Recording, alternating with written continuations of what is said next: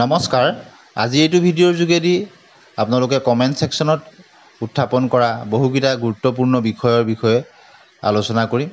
প্ৰথমতে second প্ৰভিজনাল merit list কেতিয়া প্ৰকাশ পাব, দ্বিতীয়তে কাট অফ কিমান কমিব বা কিয় কমিব এই সম্পৰ্কত আলোচনা কৰিম। ভিডিঅ'টো স্কিপ নকৰাকৈ শেষলৈকে চাব। আপোনালোকলৈ এটা অনুৰোধ, আমি প্ৰাৰ্থীসকলৰ মাজত কিছু সজাগতা সৃষ্টিৰ কাৰণে এই ভিডিঅ'টো আমি প্ৰস্তুত কৰিছোঁ, গতিকে আপোনালোকে যিমান পাৰে শ্বেয়াৰ কৰিব। প্ৰথম কথা, DWE যি শেহতীয়া যি জাননী 19 তাৰিখৰ যিখন জাননী অতি গুৰুত্বপূৰ্ণ, কিয়নো যাৰ যোগেদি এইবাৰ GT/PGDত চিলেক্ট হোৱা প্ৰাৰ্থীসকলে তেওঁলোকে নিজাববীয়াকৈ উইথড্ৰ কৰাৰ কাৰণে এটা ব্যৱস্থা কৰিছে। গতিকে আদৰণীয় পদক্ষেপ, যাৰ ফলত কম নম্বৰৰ কাৰণে বঞ্চিত হোৱা প্ৰাৰ্থীসকলৰ কাৰণে এটা সুযোগ অহাৰ সম্ভাৱনা প্ৰবল হৈছে।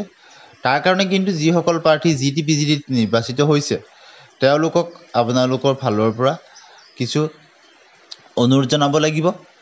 আৰু অৱশ্যে এতিয়া GT/PGDৰ ফাইনেল মেৰিট লিষ্ট শীঘ্ৰেই প্ৰকাশ পোৱাৰো এটা সময় বুলি ক'ব লাগিব, কিয়নো ফাইনেল মেৰিট লিষ্ট নহালৈকে কোনো প্ৰাৰ্থীয়ে তেওঁলোকৰ নাম LP/UPৰ পৰা উইথড্ৰ যে কৰিব তাৰ আশা ক্ষীণ আছে। গতিকে প্ৰাৰ্থীসকলে যাতে GT/PGDৰ লিষ্ট সোনকালে প্ৰকাশ কৰে তাৰ কাৰণে অনুৰোধ জনায় বিভাগীয় কৰ্তৃপক্ষক। আৰু লগতে GT/PGDত নাম অহা প্ৰাৰ্থীসকল যিসকলৰ নাম LP/UPটো আহিছে তেওঁলোককো যাতে নিজাববীয়াকৈ উইথড্ৰ কৰিবৰ কাৰণে তেওঁলোকে অনুৰোধ জনায়, বিশেষতঃ কম নম্বৰৰ কাৰণে বঞ্চিত হোৱা প্ৰাৰ্থীসকলৰ এই এৱাৰনেছটো তেওঁলোকৰ মাজত থাকিব লাগিব। গতিকে তেওঁলোকে তেনেধৰণৰ প্ৰাৰ্থী এপ্ৰ'চ কৰিব লাগিব যে নিজে উইথড্ৰ কৰাৰ ব্যৱস্থা কৰিছে। গতিকে সেই আৰু কেনেদৰে উইথড্ৰ কৰিব লাগে কিছু তেওঁলোকক আপোনালোকে আহ্বান জনাব। আৰু সেইকাৰণেই কৈছোঁ, ভিডিঅ'টো যিমান পাৰে শ্বেয়াৰ কৰিব আৰু ভাল পালে লাইক কৰি দিব। এইটো হ'ল প্ৰথম জাননীখনৰ কথা। আৰু দ্বিতীয় জাননীখনৰ কথা ইতিমধ্যেই গম পাইছে, 25 তাৰিখে যোৱা প্ৰকাশ পাইছিলে।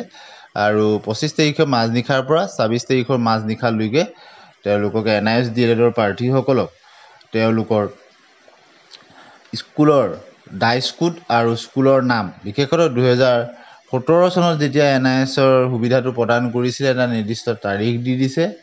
সেই 10 তাৰিখৰ আগতে তেওঁলোক বিদ্যালয়ত যে ইন ছাৰ্ভিচ আছিলে তাৰ প্ৰমাণস্বৰূপে তেওঁলোকৰ সেই সময়ৰ স্কুলৰ ডাইচ কোড, লগতে তেওঁলোকে সেই সময়ত কৰ্মৰত স্কুলৰ নামৰ কাৰণে তেওঁলোকৰ এটা লিংক এক্টিভেট কৰি দিছিলে।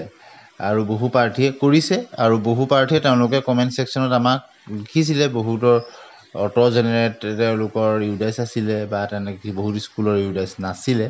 সেইবিলাক বিষয় অৱশ্যে আমি এতিয়া আলোচনা নকৰোঁ, যিহেতু এটা ফাইনেল জাজমেণ্ট NIS DLEDৰ হৈ আহিলে। গতিকে এই দুখন যে জাননী প্ৰকাশ পালে, এই দুখন জাননীৰ ফলত আমি ভবাতকৈ ফাইনেল মেৰিট লিষ্টত কিন্তু কাট অফ যথেষ্ট কমিব। ছেকেণ্ডখনতে ইমান কমিব বুলি আমি ক'ব নোৱাৰোঁ, কিয়নো ছেকেণ্ডখন প্ৰভিজনেল মেৰিট লিষ্ট প্ৰকাশ পোৱাৰ আগতে GT/PGDৰ ফাইনেল মেৰিট লিষ্ট প্ৰকাশ নাপাবও পাৰে।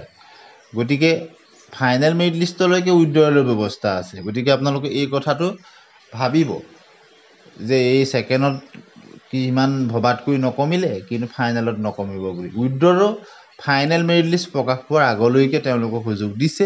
গতিকে আপোনালোকে তেনেধৰণৰ প্ৰাৰ্থী যিসকলৰ নাম GT/PGDত আহিব তেওঁলোকক এপ্ৰ'চ কৰি তেওঁলোকক উইথড্ৰ কৰাৰ কাৰণে যাতে ব্যৱস্থা কৰে। GT/PGDত পোৱাসকলে নিশ্চয় GT/PGDত যাব। আপাৰ প্ৰাইমেৰীত বা LPত তেওঁলোক কেতিয়াও নাথাকিব। তেওঁলোকক উইথড্ৰলৰ কাৰণে যে এটা ব্যৱস্থা হৈছে সেই কথাটো যাতে আপোনালোকে জনায়। ভিডিঅ'টো শেষলৈকে চোৱাৰ কাৰণে ধন্যবাদ।